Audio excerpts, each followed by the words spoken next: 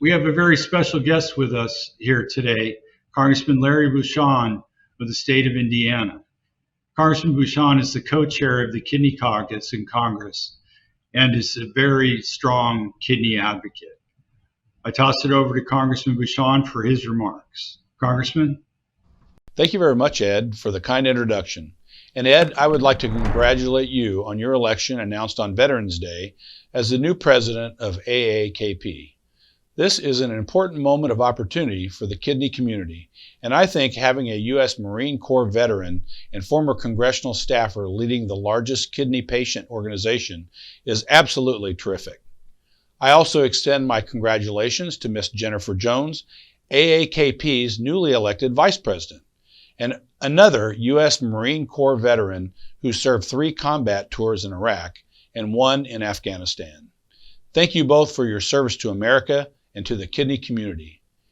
It is a sincere honor to appear before AAKP today at your 5th National Policy Summit.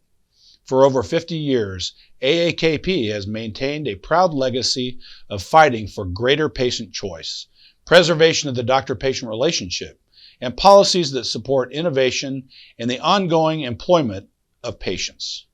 I appreciate the work AAKP is doing to educate patient consumers and allies across the kidney community on key policies that may impact patients and their families, as well as innovations in kidney medicine. Patient consumers have the greatest stake in the decisions made by Congress and within federal agencies about kidney care. This makes your insights and voices as both patients and taxpayers extremely valuable. I appear before you today as co-chair of the Congressional Kidney Caucus, but also as a cardiothoracic surgeon and as a longtime patient advocate. As a doctor, I know and understand the challenges so many of you have faced while managing chronic kidney disease and kidney failure. I have spent many hours in consultations with patients and families, and many hours providing life-saving care to my patients. My work in Congress and for kidney patients is informed by these experiences and memories. I realize that kidney disease is not simply a medical issue. It is an employment, workforce, and economic security issue as well. It is important to me that we find ways for these patients to maintain employment when they are physically able. I am pleased to be joined in these efforts by my Congressional Kidney Caucus co-chair and friend, Representative Suzanne DelBene from Washington. I know that many of you watching today are involved in the University of Washington's research efforts relating to kidney cancer and the development of an artificial kidney. In 2019, AAKP called the coming decade the decade of the kidney, and I agree. I am encouraged by the new generation of kidney-related diagnostics, devices, and drugs moving from the research stage to clinical trials and through the FDA regulatory process.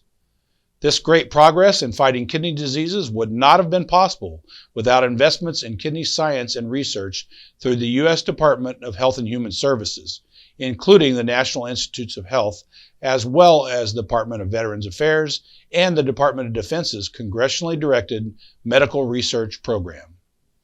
Recognition must also be extended to private sector investors and drug companies that have made substantial investments in kidney science and research. In many circumstances, they have done so because they understand innovations in kidney medicine are now a top priority across the U.S. Congress and the federal government. Make no mistake about it, advances in care innovations for kidney patients, both here in the United States and across the globe, would not be possible without the sustained involvement and ingenuity of companies operating in the free market. Government alone cannot create and maintain the momentum needed to achieve long-term changes in kidney treatment and patient outcomes without the private sector. So as AAKP considers key issues in kidney policies at your 5th Annual Policy Summit, allow me to highlight to the patient community several things I think are very important to maintain the momentum towards greater innovations in kidney care. First, I encourage all kidney patients through AAKP and other patient organizations to expand your engagement with the new and existing companies in the kidney space. These companies need your unique insights, and they need patients to be actively involved in research and clinical trials. Second, Patients should take every opportunity to raise their voices as new products enter the regulatory process of the FDA. The FDA has done a fine job of creating mechanisms for patients to share their insights. And AAKP's past president, Paul Conway, a 42-year kidney patient, was recently selected by FDA to serve a second term as the chair of the FDA's new Patient Engagement Advisory Committee for Medical Devices. Federal regulators need to be fully informed of the unique burdens kidney patients face. Third, I encourage kidney patients in AAKP to keep a very close eye on issues of payment for and patient access to new therapies that are being made available to slow kidney disease progression and to stop kidney failure. If these therapies are not being made available through CMS or insurers, you must raise your voices to payers and keep Congress informed of unnecessary barriers to access. The American taxpayer pays billions of dollars every year to support status quo dialysis therapy and the accompanied high costs of disability unemployment caused by kidney disease. This is not a sustainable situation for either the patient community or the taxpayer. It makes absolutely no sense to invest taxpayer funds in innovations that forestall kidney failure if the patients who are most at risk cannot access these drugs. This is an important issue to me and the Congressional Kidney Caucus, and that is why I sincerely appreciate AAKP's active public support for two pieces of legislation aimed at increasing patient access to therapies. Your support for the Improving Seniors' Timely Access to Care Act to reform the prior authorization process and the RAISE Act to increase access to anemia treatments has been vitally important to congressional efforts. I appreciate your work on these and other issues. On a final note, I salute AAKP's efforts to organize patients in over 90 countries across the globe to support the rapid development of artificial kidneys through an international consortium.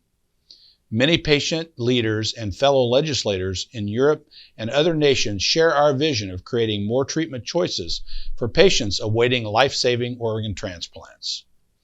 We are working hard to increase organ donation in America, but I believe further development of artificial organs will also help save lives. These technologies must be encouraged because they will also create new industries and new jobs. They will also lead to better opportunities for kidney patients to remain fully engaged in society. I congratulate the patient advocates of AAKP for their leadership and teamwork across the global kidney community and look forward to more progress in this arena. Thank you once again for the opportunity to join with you today.